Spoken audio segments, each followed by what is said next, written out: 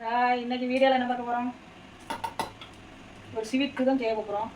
கோதுமை ஒரு கப் எடுத்துருக்கேன், நாட்டு சக்கரை ஒரு கப் எடுத்துருக்கேன், தேங்காய் திருவின தேங்காய் ஒரு கப் எடுத்துருக்கேன்,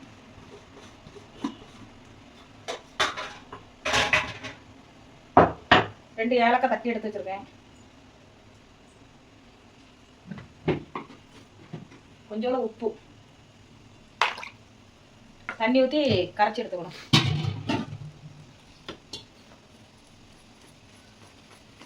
கொஞ்சம் கொஞ்சமாக தண்ணி ஊற்றி கரைச்சிடலாம்.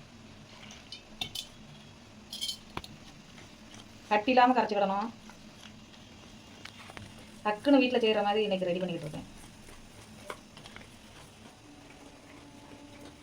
நல்லா கட்டி இல்லாமல் கரைச்சிட்டு காட்டுறேன். மாவு நல்லா கலக்கியாச்சு,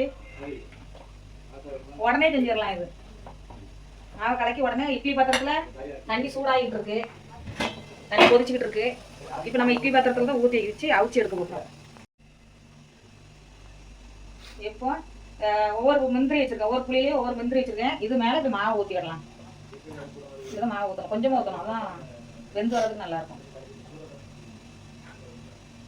மேல் தட்டில் தான் ஊற்றிருக்கேன்.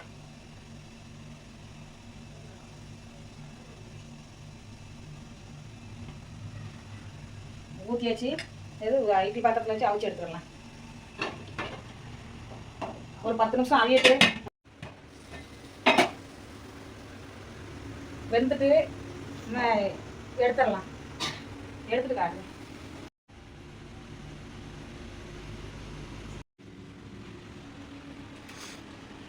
ஸ்வீட் ரெடி ஆகிட்டு சூப்பராக வந்துருக்கு. இதே மாதிரி நீங்களும் செஞ்சு பாருங்க. சூப்பராக வந்துருவாங்க.